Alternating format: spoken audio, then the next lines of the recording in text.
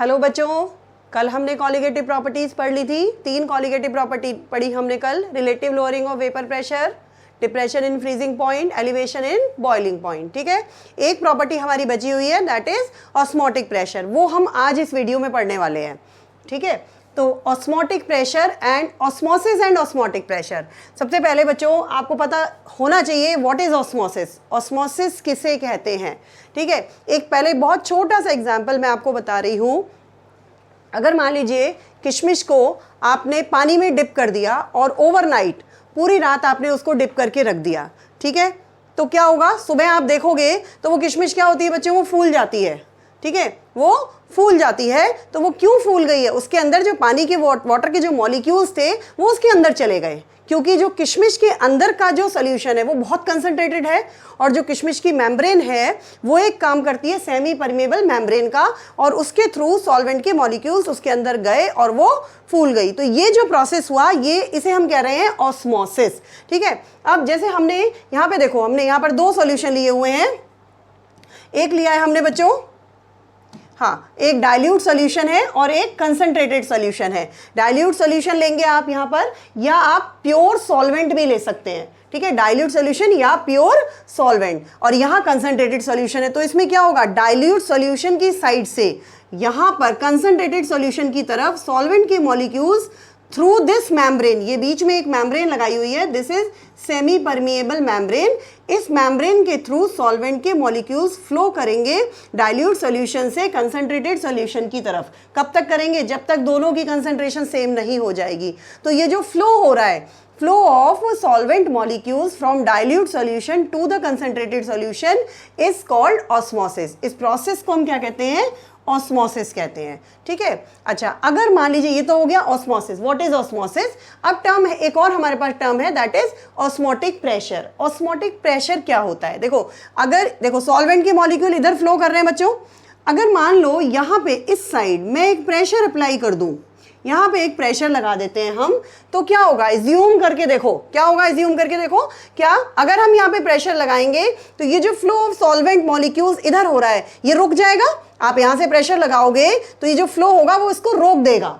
ठीक है, तो जितना प्रेशर इस फ्लो को रोकने के लिए हमें लगाना पड़ा, वो प्रेशर हमारा क्या है?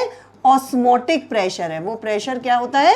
वो ऑस्मोटिक प्रेशर है। ठीक है, उसे हम पाई से डिनोट करते हैं। यहाँ पर पाई से किसे रिप्रेजेंट कर रहे हैं बच्चों? पाई से हम ऑस्मोटिक प्रेशर को डिनोट कर रहे हैं। तो ये हो गया osmotic pressure. Pressure applied to the concentrated solution side, to the, कहाँ लगाना है? कॉन्सेंट्रेटेड सॉल्यूशन की साइड पर लगाना है हमें pressure, to the concentrated solution side to stop the flow of solvent molecule is called osmotic pressure। तो ये दोनों टर्म समझ में आ गई आपको, what is osmosis and what is osmotic pressure। अच्छा, अब आते हैं ये जो osmotic pressure होता है पाई, ये किस चीज पे डिपेंड करता है? पाई हमारा बेटा 2 चीजों पे डिपेंड करता है। एक तो कंसंट्रेशन ऑफ द सॉल्यूशन, जिस सॉल्यूशन पे आपने लगाया है उसकी कंसंट्रेशन क्या है और टेम्परेचर क्या है। तो 2 फैक्टर्स हैं जिसके डायरेक्टली प्रोपोर्शनल होता है osmotic pressure. Pi is directly proportional to concentration. C है यहाँ पर concentration of the solution, that is concentration of solution. ठीक बच्चों, और टी है हमारा यहाँ पर टेम्परेचर। ठीक है, यहाँ पे अभी हम एक प्रोपोर्शनैलिटी कांस्टेंट यूज करेंगे। पाई इज इक्वल टू, जो कांस्टेंट हम यूज करते हैं वो हम लेते हैं आर। आर क्या होता है? गैस कांस्टेंट होता है आर। वही कांस्टेंट आपको यहाँ पर लेना है सी इंटू टी। ठीक है, अब ये जो सी आप कंसंट्रेशन देख रहे हो, इसको हम लिख सकते हैं number of moles of solute upon volume in litre. ये आपने पढ़ा है मोलैरिटी क्या होती है। ये जो कंसंट्रेशन है, दैट इज, ये जो टर्म है ये मोलैरिटी हम ले रहे हैं, और मोलैरिटी क्या पढ़ी है आपने? Number of moles upon volume of solution in litre. तो यहाँ पे लिख दिया हमने n अपॉन v। बाकी यहाँ पर r ये है ही एज इट इज और t भी एज इट इज है। तो ये जो है फॉर्मूला बन गया, ये आपका ऑस्मोटिक प्रेशर के लिए फॉर्मूला आ गया। Pi is equal to n upon v R T. इसमें n की वैल्यू भी आप पुट कर सकते हो। नंबर ऑफ मोल्स क्या होता है? Given mass upon molar mass. तो n की जगह हम लिख सकते हैं pi is equal to given mass upon molar mass, और v को फिर इधर ले आते हैं, ये हो जाएगा आपका पाई v। v को बेटा हमने इस साइड शिफ्ट कर दिया, और ये आपका हो गया स्मॉल w अपन कैपिटल M R T। तो इस फॉर्मूले को आप यूज कर सकते हो न्यूमेरिकल्स के लिए, ठीक है बच्चों। अच्छा, अब देखो जितने भी हमने कॉलिगेटिव प्रॉपर्टीज हमने सारी पढ़ ली, चारों कॉलिगेटिव प्रॉपर्टीज पढ़ ली, और सारी कॉलिगेटिव प्रॉपर्टीज से हमें अगर मान लीजिए कॉलिगेटिव प्रॉपर्टी की वैल्यू गिवन है, मान लीजिए यहाँ पर पाई की वैल्यू गिवन है, v दिया हुआ है आपको, गिवन w दिया हुआ है, r और t आपको मालूम है, तो आप क्या कैलकुलेट कर सकते हो, आप मोलर मास कैलकुलेट कर सकते हो सॉल्यूट का। ऐसे ही सारे फॉर्मूलेज जितने भी आपने पढ़े, एलिवेशन इन बॉइलिंग पॉइंट का पढ़ा, या डिप्रेशन इन फ्रीजिंग पॉइंट का पढ़ा, या relative lowering of vapour pressure का पढ़ा, उन सब से हम सॉल्यूट का मोलर मास कैलकुलेट कर सकते हैं। आपने न्यूमेरिकल्स में भी निकाला है सॉल्यूट का मोलर मास, ठीक है, कैलकुलेट कर सकते हैं with the help of this formula. लेकिन इन चारों कॉलिगेटिव प्रॉपर्टीज में से ये जो ऑस्मोटिक प्रेशर वाला मेथड है, इसको हम प्रेफर करते हैं to calculate molar mass of the solute. Solute का मोलर मास निकालने के लिए ऑस्मोटिक प्रेशर मेथड को प्रेफर किया जाता है। ये एक बार बोर्ड में अभी लास्ट ईयर भी आया है क्वेश्चन, क्यों इसे प्रेफर करते हैं हम, उसका क्या रीजन है। पहला रीजन तो होता है बच्चों, इसका जो मैग्नीट्यूड होता है वो लार्ज होता है, इसकी जो वैल्यू होती है वो थोड़ी सी ज्यादा होती है। तो जो वैल्यू ज्यादा होती है, मैग्नीट्यूड लार्ज होता है, तो उस चीज को मेजर करना आसान हो जाता है, या कह लीजिए कि उसमें एरर की संभावना, एरर की पॉसिबिलिटी कम हो जाती है। वैल्यू जितनी छोटी होगी, पॉइंट्स में होगी, ठीक है, उतना उसमें एरर की पॉसिबिलिटी ज्यादा होती है। तो इसका जो मैग्नीट्यूड होता है एक तो लार्ज होता है, इसलिए हमें आसान होता है इससे निकालना, और दूसरा ये रूम टेम्परेचर पर हम मेजर कर सकते हैं। इसमें कोई डिप्रेशन एलिवेशन कुछ नहीं है, ठीक है, it is measured at room temperature. तो यहां पर लिखा भी हुआ है बच्चों, ये osmotic pressure method, osmotic pressure method is preferred to calculate molar mass of solute because दो रीजन है, its magnitude is large and it is measured at room temperature, ठीक है। तो ये आपने फॉर्मूला पढ़ लिया, ऑस्मोसिस क्या होता है, ऑस्मोटिक प्रेशर क्या होता है, ये हमने अभी पढ़ा। अभी इससे रिलेटेड और भी चीजें हमें पढ़नी है। पहले हम एक इसका न्यूमेरिकल, चलिए न्यूमेरिकल अभी बाद में करते हैं, या पहले कुछ और टर्म्स हैं इससे रिलेटेड, पहले वो सीखते हैं, ठीक है। अगर मान लीजिए दो ऐसे सॉल्यूशन है हमारे पास बच्चों, दो सॉल्यूशंस हैं जिनका ऑस्मोटिक प्रेशर सेम है, ठीक है, एक जैसी कंसंट्रेशन के हैं, तो उनका ऑस्मोटिक प्रेशर क्या होगा, सेम होगा। तो ऐसे सॉल्यूशंस को हम कहते हैं आइसोटोनिक सॉल्यूशंस। ऐसे सॉल्यूशंस को हम क्या कहते हैं, isotonic. Two solutions having same osmotic pressure are called isotonic solution, ठीक, इनको आइसोटोनिक, तो ये एक टर्म हो गई, ये एक नंबर में डिफाइन करने के लिए आ सकती है, ठीक है। हमारी बॉडी में जो सेल्स होती हैं बच्चों, जो हमारी बॉडी के अंदर जो सेल्स होती हैं, उसमें जो फ्लूइड होता है, ठीक है, उस फ्लूइड का ऑस्मोटिक प्रेशर और एक सॉल्यूशन बनाते हैं हम सोडियम क्लोराइड का, इस परसेंटेज पर 0.9% मास बाय वॉल्यूम, किस परसेंटेज पे बनाते हैं हम, 0.9% मास बाय वॉल्यूम। ये NaCl सॉल्यूशन जो हमारी बॉडी के सेल्स के फ्लूइड का है, ऑस्मोटिक प्रेशर वो इसी के जितना है जितना 0.9% mass by volume sodium chloride solution का होता है, मतलब दोनों का बराबर है, ठीक। इस सॉल्यूशन को, इस NaCl सॉल्यूशन को हम कहते हैं नॉर्मल सेलाइन सॉल्यूशन, इसको नॉर्मल सेलाइन सॉल्यूशन कहते हैं, ठीक है। और इसकी जो इसका ऑस्मोटिक प्रेशर है वो बिल्कुल सेम है जितना हमारे बॉडी की सेल्स का होता है। तो it is safe to inject this solution into our body. अगर हमारी बॉडी में इस सॉल्यूशन को इंजेक्ट किया जाता है तो उससे हमें कोई दिक्कत नहीं होगी, क्योंकि ऑस्मोटिक प्रेशर इसका सेल्स के फ्लूइड के ऑस्मोटिक प्रेशर के बराबर है, ठीक है। अगर मान लीजिए इससे कम ज्यादा कर दें हम परसेंटेज इस सॉल्यूशन की, नॉर्मल सेलाइन सॉल्यूशन की, अगर हम कम करें तब क्या होगा, या ज्यादा करें तब क्या होगा। मान लीजिए हमने इससे ज्यादा कंसंट्रेशन कर दी, ठीक है, और उस सॉल्यूशन में हमने सेल्स को रख दिया, तो क्या होगा, अगर ज्यादा कंसंट्रेशन में, आप कंसंट्रेटेड सॉल्यूशन में आपने सेल्स को रख दिया, तो सेल्स के अंदर जो वाटर है वो बाहर आ जाएगा थ्रू द मेम्ब्रेन, ठीक है, वो बाहर आ जाएगा, और जो सेल्स होंगी दे वुड श्रिंक, वो सिकुड़ जाएंगी, ठीक है। तो देखो, if we place the cells in a solution containing more than 0.9% mass by volume NaCl, water will flow out of the cells, पानी उस सेल्स में से बाहर निकल आएगा, क्योंकि उन सेल्स के अंदर का जो सॉल्यूशन है वो सोडियम क्लोराइड सॉल्यूशन के कंपैरेटिवली डाइल्यूट हो गया। और अभी आपने ऑस्मोसिस में पढ़ा कि डाइल्यूट सॉल्यूशन से कंसंट्रेटेड सॉल्यूशन की तरफ सॉल्वेंट के मॉलिक्यूल्स फ्लो करते हैं। तो क्या होगा, water will flow out of the cells and they would shrink, वो श्रिंक हो जाएंगी। इस तरह के सॉल्यूशन को जिसकी कंसंट्रेशन ज़्यादा होती है, मतलब मोर कंसंट्रेटेड सॉल्यूशन को हम कहते हैं हाइपरटोनिक सॉल्यूशन। अभी आपने यहाँ पे एक टर्म पढ़ी कि अगर सेम ऑस्मोटिक प्रेशर वाला सॉल्यूशन है, दो सॉल्यूशन है, तो उन्हें हम क्या कहते हैं, आइसोटोनिक। लेकिन अगर एक का ज़्यादा है तो ज़्यादा वाले सॉल्यूशन को हम क्या कहते हैं, हाइपरटोनिक कहते हैं। ठीक है, तो ये एक दूसरी टर्म हो गई। अब एक और टर्म होती है हाइपोटोनिक।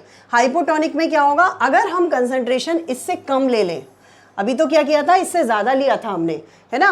अगर हम इससे कम कंसंट्रेशन का सॉल्यूशन बनाएं और उसमें हम सेल्स को रखें, तो सेल्स का जो फ्लूइड है उसकी जो कंसंट्रेशन है वो ज्यादा हो जाएगी और सोडियम क्लोराइड सॉल्यूशन डाइल्यूट हो जाएगा। तो उस केस में क्या होगा, सोडियम क्लोराइड सॉल्यूशन में से वाटर के मॉलिक्यूल सेल्स के अंदर चले जाएंगे और वो सेल्स स्वेल कर जाएगी। ठीक है, तो देखो, if the salt concentration is less than 0.9%, अगर उससे कम होगी तब क्या होगा, द सोल्यूशन इज कॉल्ड, उस सोल्यूशन को तो कहते हैं हाइपोटोनिक।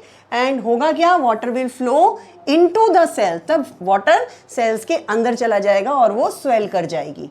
तो ये दो तीन कंडीशन हो गई, एक आइसोटोनिक सोल्यूशन क्या होता है, हाइपरटोनिक क्या होता है और हाइपोटोनिक क्या होता है बच्चों। ठीक है, और सेल, ये भी एक नंबर में एक बार बोर्ड में क्वेश्चन आया हुआ है कि हमने मोर कंसंट्रेटेड सोल्यूशन में हमने सेल्स को रखा तो व्हाट विल हैपन, तो आप बताओगे इट वुड श्रिंक और इट विल स्वेल, तो वो आप कंडीशन देखकर बताओगे। ठीक है, आपने देखा होगा बहुत सारे इसके डेली लाइफ एग्जाम्पल भी हैं। बहुत से लोग बहुत सॉल्टी फूड खाते हैं, बहुत, अगर हम तभी कहते हैं ना, डॉक्टर्स कहते हैं कम नमक खाना चाहिए। क्यों कम नमक खाना चाहिए, अगर आप ज़्यादा नमक खाएंगे तो बॉडी का जो सोल्यूशन है उसमें सॉल्ट की कंसंट्रेशन क्या होगी, बढ़ जाएगी। तो सॉल्ट की कंसंट्रेशन बढ़ जाएगी तो वाटर की रिटेंशन, वाटर के मॉलिक्यूल फिर ज़्यादा से ज़्यादा अंदर जाएंगे सेल्स में, वाटर रिटेनिंग कैपेसिटी बढ़ेगी उन सेल्स की। और जब वाटर रिटेनिंग कैपेसिटी बढ़ेगी, वाटर अंदर जाएगा तो क्या होगा, वो स्वेलिंग आ जाएगी, पफिंग हो जाएगी बॉडी में, और उस पफिंग को या उस स्वेलिंग को हम एक नाम देते हैं एडीमा। वो जो भी बीमारी है वो उसको क्या कहते हैं, एडीमा कहते हैं।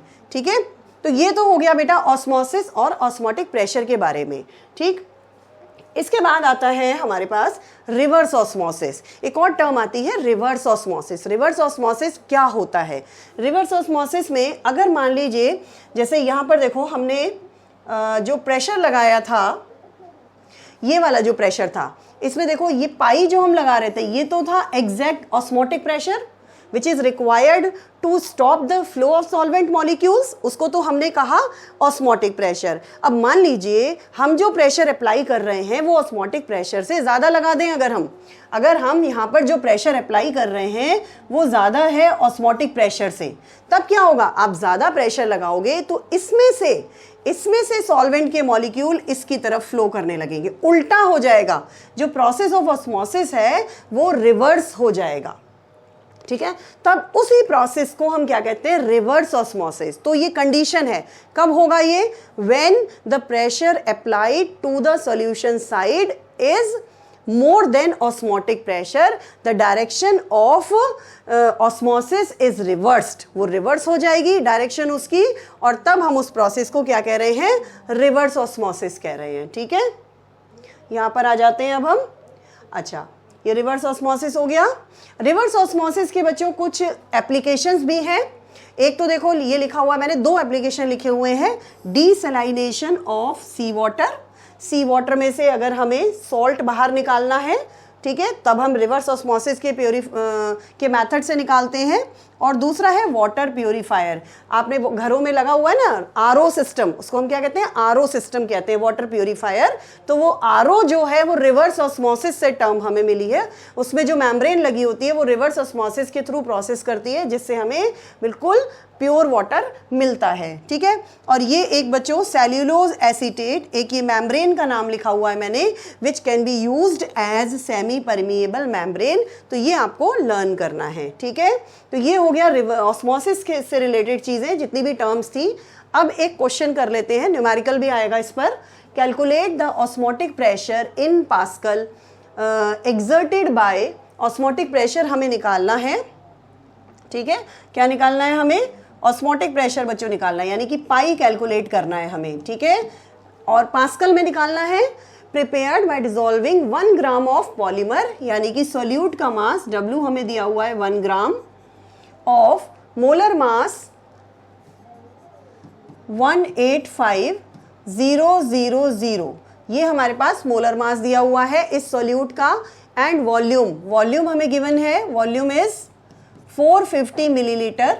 इसको लीटर में चेंज कर लेंगे तो ये हो जाएगा 1000 से डिवाइड कर दिया 0.450 लीटर, ठीक है। ये वॉल्यूम हो गया at 37 degree Celsius. Temperature kelvin में निकालेंगे आप तो 37 प्लस 273 करेंगे तो ये आपके पास आ जाएगा 3110 केल्विन, ठीक है। ये टेम्परेचर आ गया। अब हम फॉर्मूला अप्लाई करते हैं। फॉर्मूला क्या है हमारा? Pi is equal to mass upon molar mass into volume R T, ठीक है। ये फॉर्मूला है, राइट। अब इसमें हमने वैल्यू पुट की, W रखा हमने 1 ग्राम, मोलर मास हमने रखा 185,000, वॉल्यूम लिया 0.450 और R की वैल्यू रखी हमने। देखो R की वैल्यू क्या होगी बच्चों? R होगा 0.083, पर ये लीटर ATM में होता है। ये जो वैल्यू होती है ये होती है litre ATM, kelvin inverse mole inverse, right. अब क्योंकि हमें पास्कल में चाहिए तो हम क्या कर सकते हैं, यहीं पर ATM को पास्कल में चेंज कर लेते हैं into 10 to the power 5। 10 to the power 1 ATM में 10 टू द पावर 5 पास्कल होते हैं, तो इसको मल्टीप्लाई करके हम चेंज कर सकते हैं। तो ये हो जाएगा 8.3 इंटू 10 टू द पावर 3। 5 से करा तो 2 पॉइंट हमने डेसिमल इधर लगा दिया। ये हो गया litre, pascal, kelvin inverse, mole inverse. यहीं पे इसको हमने चेंज कर लिया। आप बाद में भी कर सकते थे, आप एज इट इज वैल्यू रख के आपका जो आंसर आता फिर वो ATM में आ जाता और फिर बाद में भी उसको 10 टू द पावर 5 से मल्टीप्लाई करके आप पास्कल में चेंज कर सकते हो, यहाँ भी कर सकते हो डायरेक्ट, जैसे मर्जी कर लीजिएगा, ठीक है। यहाँ पर हमने अब R की वैल्यू रखी 8.3 into 10 to the power 3 into temperature रखा हमने 310। तो इसको आप कैलकुलेट करेंगे, ये सॉल्व करके आपके पास पाई की वैल्यू आ जाएगी 30.96 पास्कल। अब ये सीधा पास्कल में आ गया आपका आंसर। तो बेटा ये ऑस्मोटिक प्रेशर का क्वेश्चन था। अब हमने चारों कॉलिगेटिव प्रॉपर्टीज पढ़ ली हैं और चारों से रिलेटेड एक एक क्वेश्चन भी हमने कर लिया है। तो ये कंप्लीट हो गया आपका पार्ट। अब इसके बाद आता है एबनॉर्मल मोलर मास। ये इस चैप्टर का लास्ट टॉपिक है, एबनॉर्मल मोलर मास। सबसे पहले हमें ये समझना है एबनॉर्मल मोलर मास का मतलब क्या है, ये क्या हो रहा है, क्या क्यों कह रहे हैं हम मोलर मास को एबनॉर्मल, ठीक है। जितनी भी कॉलिगेटिव प्रॉपर्टी अभी आपने चारों पढ़ी, ये बेटा तब बच्चों एप्लीकेबल होता है जब जो आपका सॉल्यूट है वो एक नॉन इलेक्ट्रोलाइट है। नॉन इलेक्ट्रोलाइट का मतलब जो सॉल्वेंट में डालने पर उसमें डिसोसिएशन ना हो और एसोसिएशन भी ना हो, ठीक है। डिसोसिएशन एसोसिएशन का मतलब जैसे मान लो KCl है। अब KCl को अगर आप पानी में डाल दोगे तो ये पोटेशियम आयन और क्लोराइड आयन में टूट जाएगा, तो ये डिसोशिएट हो गया ना। तो ऐसा नहीं होना चाहिए, सॉल्यूट हमारा इलेक्ट्रोलाइट नहीं होना चाहिए, या एसोसिएशन भी नहीं होना चाहिए। एसोसिएशन मतलब जैसे मान लीजिए CH3COOH है, ये है, इसमें हाइड्रोजन बॉन्डिंग बन गई और 2 मॉलिक्यूल हमारे जुड़ के एक मॉलिक्यूल में कन्वर्ट हो गए। ये हाइड्रोजन बॉन्डिंग से ये जुड़ गए, डाइमर बन गया, तो ये एसोसिएशन हो गया। तो ऐसा नहीं होना चाहिए। तब जब एसोसिएशन और डिसोसिएशन कुछ भी ना हो रहा हो, ठीक है, तब वो colligative properties as it is applicable होती है। लेकिन अगर मान लीजिए हो रहा है, सपोज हो रहा है, डिसोसिएशन हो रहा है या एसोसिएशन हो रहा है, तब हमें क्या करना है, ठीक है। तब क्या होगा, देखो अब जैसे ये KCl है, KCl डिसोसिएशन का केस ले लेते हैं। एक मॉलिक्यूल डिसोशिएट हो गया और कितने पार्टिकल बन गए? 2 बन गए। पहले एक पार्टिकल था, अब कितने बन गए? अब 2 पार्टिकल बन गए। हमने कॉलिगेटिव प्रॉपर्टी की डेफिनेशन में पढ़ा था कि कॉलिगेटिव प्रॉपर्टी की वैल्यू किसे कहते हैं? Colligative property which depends on number of solute particle. वो सॉल्यूट पार्टिकल के नंबर पे ही डिपेंड करती है। अब यहाँ पर सॉल्यूट पार्टिकल्स का नंबर तो चेंज हो गया भाई, पहले एक मॉलिक्यूल था वो 2 में चेंज हो गया, तो 2 पार्टिकल बन गए ना, तो number of solute particle double हो गया। पहले एक था अब दो हो गए, तो डबल हो गया नंबर ऑफ सॉलिड पार्टिकल। अगर नंबर ऑफ पार्टिकल डबल हो जाएंगे बच्चों तो कॉलीगेटिव प्रॉपर्टी की वैल्यू भी डबल हो जाएगी, क्योंकि वो डायरेक्टली प्रोपोर्शनल होती है to the number of particles of solute. ठीक है, तो अगर पार्टिकल डबल होंगे तो कॉलीगेटिव प्रॉपर्टी की वैल्यू भी डबल हो जाएगी। और कॉलीगेटिव प्रॉपर्टी डबल होने से क्या होगा, मॉलिक्यूलर मास, अगर आप फॉर्मूले से मॉलिक्यूलर मास निकालोगे, देखो ये वाला फॉर्मूला देखो, इसमें देखो ये कॉलीगेटिव प्रॉपर्टी है, ये मोलर मास है, और दे आर इनवर्सली प्रोपोर्शनल। ठीक है, अगर ये डबल होगा तो ये हाफ हो जाएगा, है ना। तो जो अगर हम इसमें वैल्यूज पुट करके, कॉलीगेटिव प्रॉपर्टी की वैल्यू पुट करके मोलर मास कैलकुलेट करेंगे तो वो मोलर मास सही नहीं आएगा, क्योंकि कॉलीगेटिव प्रॉपर्टी की वैल्यू तो डबल है, तो मोलर मास आधा निकल के आएगा, है ना, यानी कि वो एबनॉर्मल आएगा। ठीक है, तो उस मोलर मास को हम क्या कह रहे हैं, एबनॉर्मल मोलर मास कह रहे हैं। ऐसे ही अगर मान लीजिए एसोसिएशन हो जाता है, दो मॉलिक्यूल जुड़ के एक बन गया, यहां पहले पार्टिकल कितने थे, दो थे, अब एक बन गया, यानी कि नंबर ऑफ पार्टिकल्स आधे हो गए, हाफ हो गए, आधे हो गए, तो कॉलीगेटिव प्रॉपर्टी की वैल्यू भी कैसी हो गई, आधी हो गई, और मॉलिक्यूलर मास डबल हो गया, वो इनवर्सली प्रोपोर्शनल है, तो मॉलिक्यूलर मास डबल हो गया। यानी कि दोनों ही केसेस में डिसोसिएशन हो रहा है या एसोसिएशन हो रहा है, दोनों ही केसेस में क्या होता है बच्चों, जो मॉलिक्यूलर मास निकल के आएगा वो एबनॉर्मल आएगा। तो व्हेन देयर इज डिसोसिएशन और association in the solute particles, जो मॉलिक्यूलर मास होता है वो एबनॉर्मल आता है, क्योंकि कॉलीगेटिव प्रॉपर्टी की वैल्यू चेंज हो जाती है, और उसे ही हम कहते हैं एबनॉर्मल मोलर मास। ठीक है, अब ये मैंने यहाँ पे थ्योरेटिकली लिखा हुआ है, आप लोग इसे पढ़ लीजिएगा कि हम एबनॉर्मल मोलर मास किसे कहते हैं।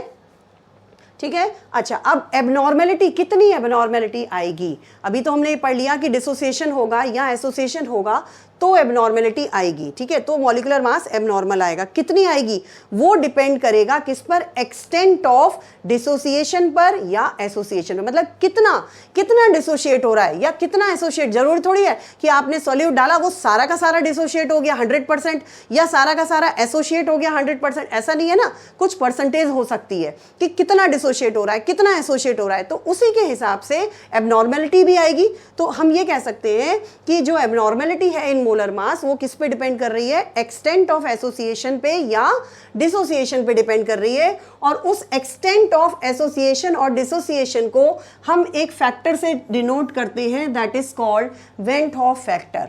ठीक है, ये वेंट हॉफ फैक्टर क्या बता रहा है हमें, एक्सटेंट ऑफ एसोसिएशन और डिसोसिएशन बता रहा है। ठीक है, आई इसका सिंबल यूज करते हैं, और आई के लिए जो फॉर्मूला हम यूज करते हैं वो होता है normal molar mass upon abnormal molar mass.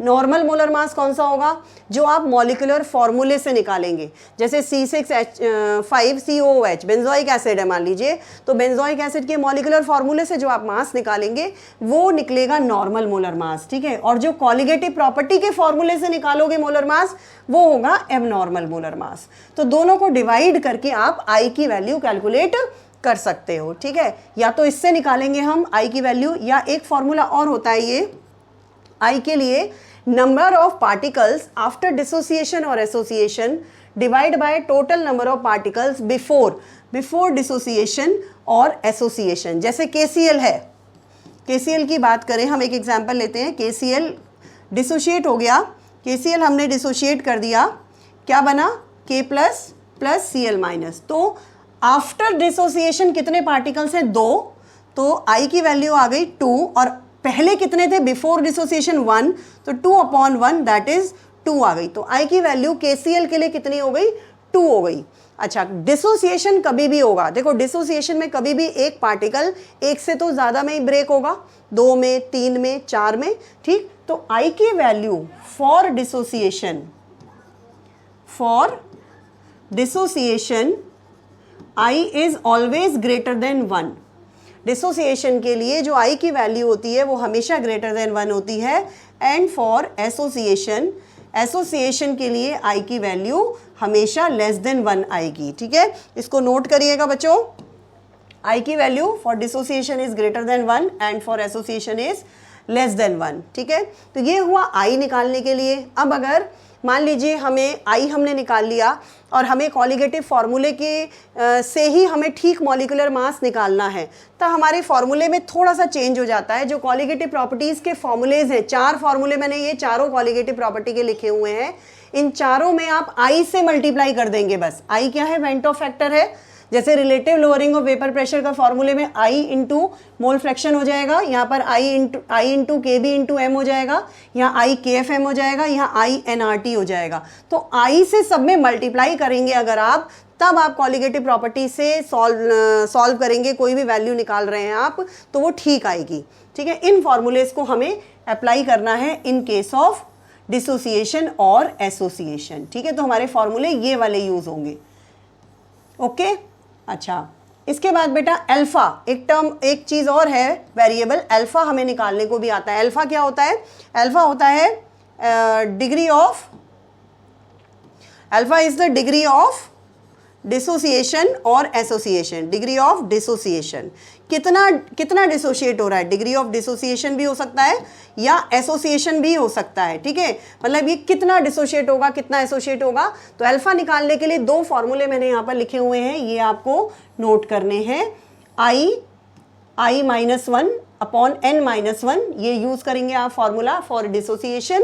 ठीक है, यहाँ पर I तो आपको पता है वेंटो फैक्टर है, और n क्या है? n है डिसोसिएशन के बाद कितने नंबर ऑफ पार्टिकल बन रहे हैं। जैसे KCl है, KCl का डिसोसिएशन हुआ तो 2 पार्टिकल बने। NaCl है, NaCl का डिसोसिएशन हुआ तो 2 पार्टिकल बने, तो n की वैल्यू क्या हो जाएगी? 2 हो जाएगी। ठीक है, अब एसोसिएशन के लिए फॉर्मूला यूज करेंगे आप I-1 अपॉन 1 अपॉन n-1, तब आपको ये फॉर्मूला यूज करना है। ठीक है, अच्छा यहाँ पर जो n है वो है नंबर ऑफ पार्टिकल्स एसोसिएटेड, मतलब कितने मॉलिक्यूल जुड़ रहे हैं, 2 जुड़ रहे हैं या 3 जुड़ रहे हैं, जितने भी जुड़ रहे हैं वो नंबर ऑफ मॉलिक्यूल्स आप एसोसिएटेड, यानी कि number of particle before association, association से पहले कितने जो मॉलिक्यूल्स हैं वो आपस में एसोसिएट हुए हैं, वो नंबर n होता है। तो बच्चों ये फॉर्मूलेज हैं।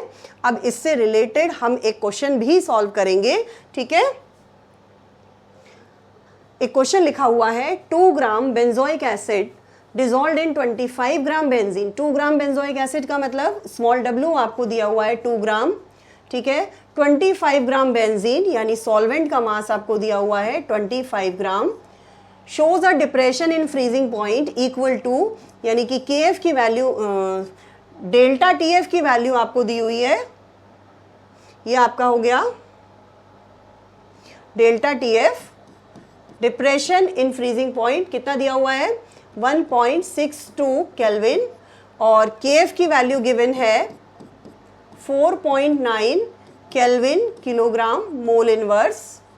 ये वैल्यूज गिवन है। पूछा क्या है आपसे? What is the percentage association, यानी कि आपसे अल्फा पूछा है, percentage association of acid if it forms dimer. Dimer का मतलब ये हुआ n की वैल्यू 2 हो जाएगी। डाइमर मतलब 2 मॉलिक्यूल इसमें जुड़ रहे हैं। डाइमर का मतलब 2 मॉलिक्यूल जुड़ के एसोसिएशन हो रहा है, 2 मॉलिक्यूल जुड़ के एक मॉलिक्यूल बना रहा है। ठीक है, सबसे पहले हम क्या करेंगे? देखो अल्फा निकालने के लिए, एसोसिएशन के लिए मैंने अभी एक फॉर्मूला बताया आपको। एसोसिएशन के लिए हम फॉर्मूला लगाएंगे ये वाला I-1 अपॉन 1 अपॉन n-1। ठीक है, तो n तो हमें मालूम है 2 है, क्योंकि 2 मॉलिक्यूल एसोसिएट हो रहे हैं, n की वैल्यू 2 हो जाएगी। I हमें नहीं पता है, तो हमें I निकालना है। सबसे पहले क्या निकालना है? हमें I कैलकुलेट करना है। I हम कैसे निकालेंगे? I के लिए मैंने आपको फॉर्मूला बताया है, ये 2 फॉर्मूले बताए हैं। ठीक है, तो इससे हम I कैलकुलेट करेंगे normal molar mass upon abnormal molar mass. ठीक है, तो यहाँ पर आ जाते हैं। I निकालने के लिए नॉर्मल अपॉन नॉर्मल, तो बेटा इसके मॉलिक्यूलर फार्मूला, बेंजोइक एसिड का मॉलिक्यूलर फार्मूला होता है C6H5COOH। इससे आप निकाल लेंगे नॉर्मल मोलर मास। नॉर्मल मोलर मास कितना आ जाएगा बच्चों? कैलकुलेट कर लीजिएगा। ये आ जाएगा 72 प्लस 5 और 1 6H, 6 हाइड्रोजन के लिए आ गया, 16 16 32 आ गया, ऑक्सीजन के लिए आ गया, प्लस कार्बन 12 और है, तो ये आ गया आपके पास 122 ग्राम आ गया। ठीक है, ये आपके पास आ गया नॉर्मल मोलर मास जो हमने मॉलिक्यूलर फॉर्मूले से निकाला। अब हम एक निकालेंगे कॉलिगेटिव प्रॉपर्टी से, तो delta TF is equal to KF small w into 1000 upon m into capital W। ये फॉर्मूला लगाएंगे और यहाँ से हम m कैलकुलेट करेंगे, क्योंकि बाकी सारी की सारी चीज़ें आपको दे रखी हैं। डेल्टा TF कितना है 1.62, KF हमें दिया हुआ है उसने 4.9, स्मॉल w है हमारे पास 2 ग्राम इंटू 1000, ठीक है। अपॉन में आ जाएगा m आपको कैलकुलेट करना है और कैपिटल W आपको दिया हुआ है उसने 25 ग्राम। तो यहाँ से हमने m कैलकुलेट किया, ठीक है। m कितना आया, सपोज ये आ गया 241.98, ये आ गया कैलकुलेट करके। लगभग देखो बच्चों, इससे लगभग डबल आ रहा है, ट्वाइस आ रहा है। वो इसीलिए क्योंकि कॉलिगेटिव, जब ये डाइमर बनाया इसने तो कॉलिगेटिव प्रॉपर्टी की वैल्यू हो गई आधी, नंबर ऑफ पार्टिकल कम हो गए, आधे हो गए, कॉलिगेटिव प्रॉपर्टी की वैल्यू आधी हुई तो मॉलिक्यूलर मास डबल हो गया। तो लगभग देखो डबल आ रहा है, ठीक है। अब I निकालेंगे। I क्या है हमारा, नॉर्मल मोलर मास। भाई normal molar mass upon abnormal molar mass, ठीक। दोनों हमने कैलकुलेट कर लिए हैं, नॉर्मल भी और एबनॉर्मल भी, ठीक। दोनों की वैल्यू रखी। नॉर्मल मोलर मास कितना आया है 122, एबनॉर्मल कितना है 241.98। इसको अगर हम सॉल्व करेंगे तो ये अप्रॉक्सीमेटली कितना आ जाएगा 0.55 नहीं आएगा, 495 अप्रॉक्सीमेटली आएगा। इसको बच्चों सॉल्व कर लेना आप लोग, 495 लगभग इतना आएगा, ठीक है। I की जो वैल्यू आएगी इतनी आएगी 0.495, ठीक है। अच्छा, अब आ जाते हैं हम अपना अल्फ़ा निकालना है हमें। तो अल्फ़ा की वैल्यू जो होगी वो होगी, फॉर्मूला लगाएंगे हम I-1 upon 1 upon n minus 1। I हमने निकाला 0.495 माइनस 1 अपॉन 1 अपॉन 2 माइनस 1। इसे आप सॉल्व कर लीजिएगा, ये आपके पास अल्फ़ा आ जाएगा। ये अप्रॉक्सीमेटली आपके पास आ जाएगा 0.991, इतना आएगा ये, ठीक। इसको 100 से मल्टीप्लाई किया अगर, क्योंकि परसेंटेज निकालनी है, तो अल्फ़ा हो जाएगा 99.1%, ठीक। ये आपका आंसर आ गया, ये आंसर आ जाएगा। इसको दोबारा से इस क्वेश्चन को अपने आप भी सॉल्व करके देख लीजिएगा एक बार, ठीक है। इससे रिलेटेड प्रॉब्लम्स आपकी एक्सरसाइज में भी दी हुई हैं बच्चों। अच्छा, यहाँ पे आपका चैप्टर ये कंप्लीट हो गया है, सारे टॉपिक्स हमने कवर कर लिए हैं। अब जो नेक्स्ट वीडियो आएगी वो एक्सरसाइज के क्वेश्चंस की आएगी। न्यूमेरिकल्स हम कुछ सॉल्व करेंगे, 1 बाय 1 करेंगे, कुछ हम करेंगे, कुछ आप अपने आप कर लीजिएगा, ठीक है। तो चैप्टर को रिवाइज करिए, चैनल को सब्सक्राइब करिए। Thank you so much for watching.